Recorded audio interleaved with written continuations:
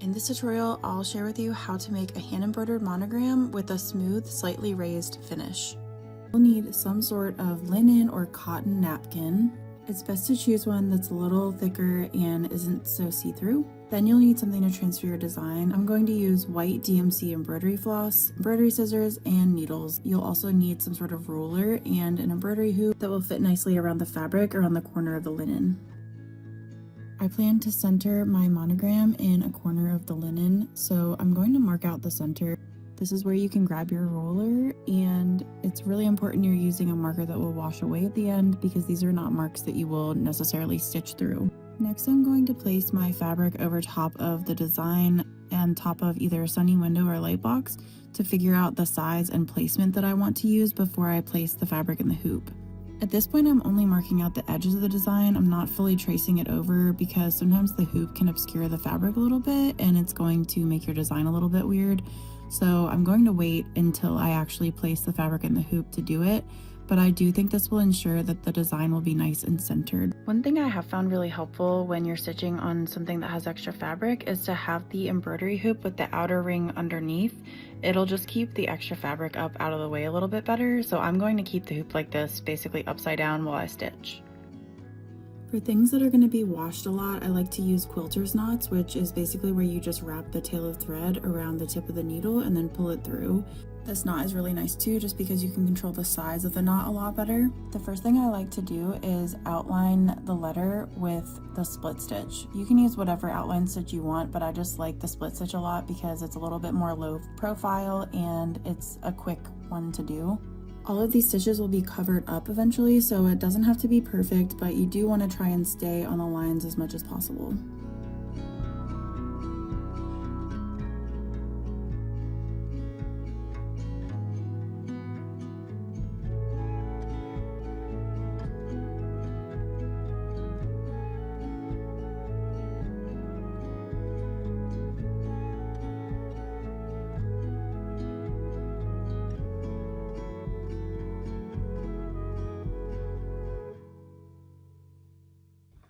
You'll want to end your stitches pretty securely, so I like to use a sewing knot.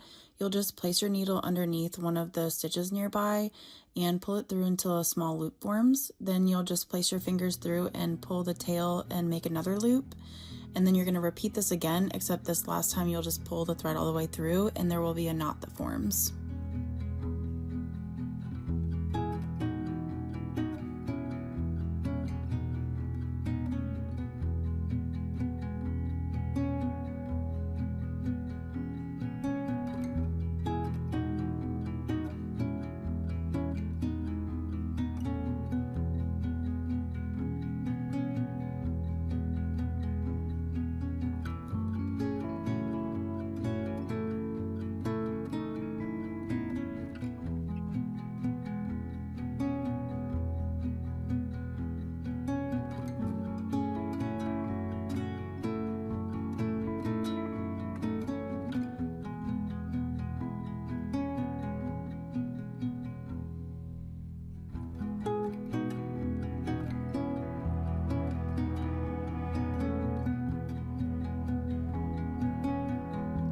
Since this area is pretty small, I think outlining it will do the trick. I won't fill any stitches inside of it. I'm just going to go ahead and go straight to filling it in with a satin stitch.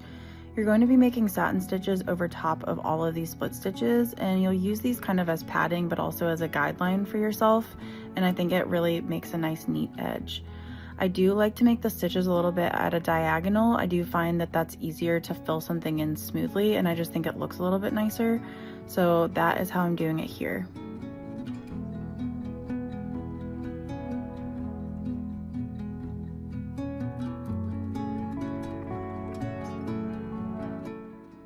Some of the stitches you'll find will naturally lay better if you gradually branch them out along areas like this little filigree area that has a few little leaves that branch out off of it. So it's totally fine if you start to change the stitch direction.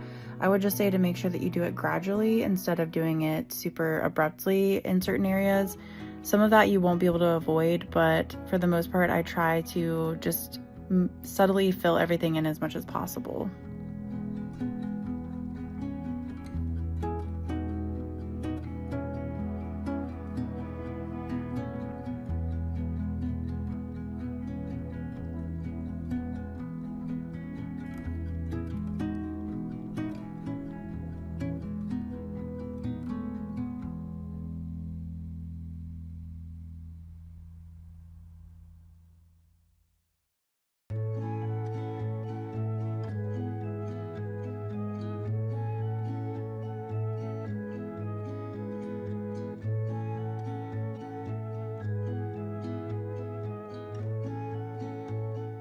For the really thin areas of the lettering, I'm still going over them with small satin stitches. You could leave it with the split stitch, but I feel like the texture change looks a little bit strange.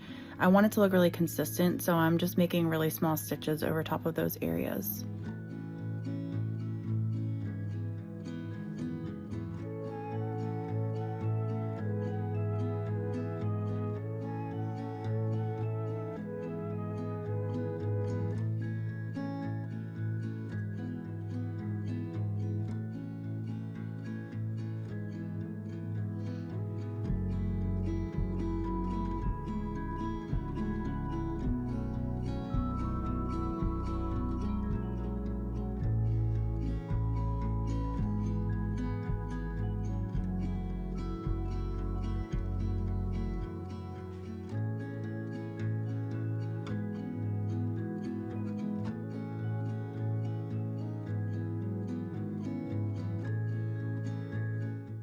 For the small circular areas, I'm doing a padded satin stitch, but it's a little bit of a different variation.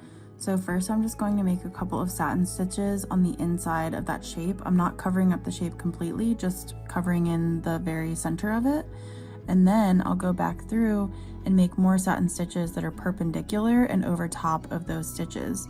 So you're basically just layering them similar to how we've been doing it with the split stitches. And you'll notice it'll have a bit more of a prominent shape when you're done.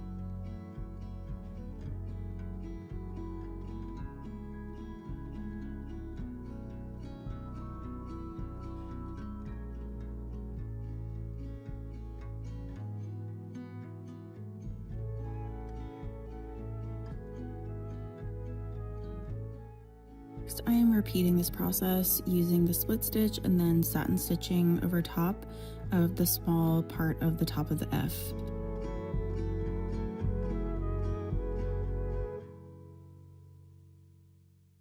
For the thicker part of the F, I'm going to be split stitching like usual, but then I'm going to make some split stitches inside of the shape too. I want to add a little bit more padding to it just to make it a little bit more prominent, and the stitches will lay a little bit more nicely across it. I'm skipping past and leaving the other part of the F in the middle unstitched for now.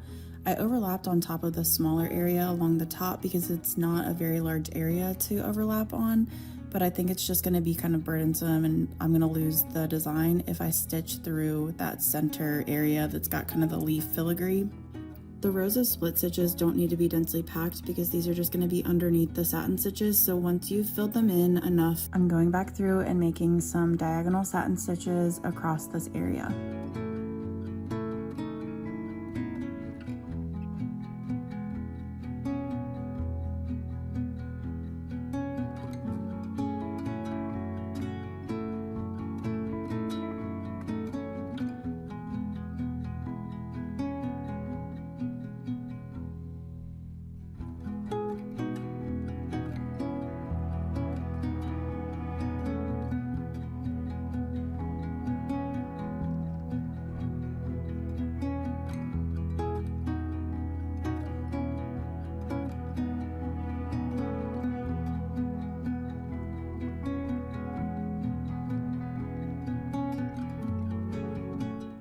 Now I'm filling in the area that I skipped with some split stitches, and this will be stitched very similarly to how I've been doing the parts that kind of branch off, but I do want to show you exactly how I did it because these can be a little bit confusing to navigate. I thought for me it would be simpler to start along the tip of each point and then make some satin stitches down across the shape at a diagonal, and I'm ending them kind of in the center of the shape and then starting along the next one and doing the same thing until they're all filled in. So the direction of the stitches will slightly vary throughout this, but I think it will look nice and it does look kind of like leaf shapes when you're done.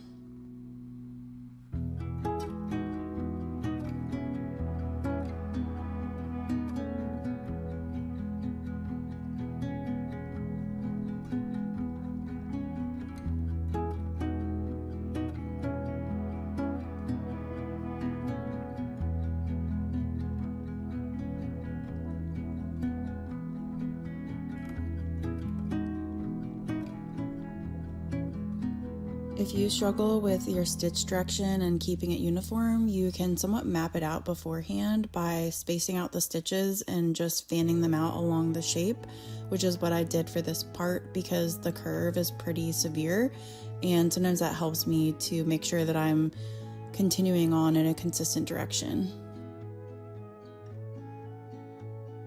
Finally, I'm filling in the last bottom part of the F, and I'm doing it very simply, just split stitching it and then satin stitching. I didn't add any split stitches inside this shape because again, it's pretty small, but that is pretty much how I do things. I'm not perfect at the satin stitch, but I do feel like these techniques have allowed me to make monograms and things with satin stitches that look a little bit better than what I used to do. My favorite is obviously the long and short stitch because I love to thread paint, but I do enjoy doing projects like this sometimes and showing you guys my ideas for how you can customize stuff. So I really hope that you enjoyed this, and if you enjoy this tutorial and this format, I have a bunch of exclusive tutorials on my Patreon, and I would highly recommend you check them out if you're wanting to learn even more about thread painting. So I'll leave a link for that in the description, and I'll see you in the next video. Bye!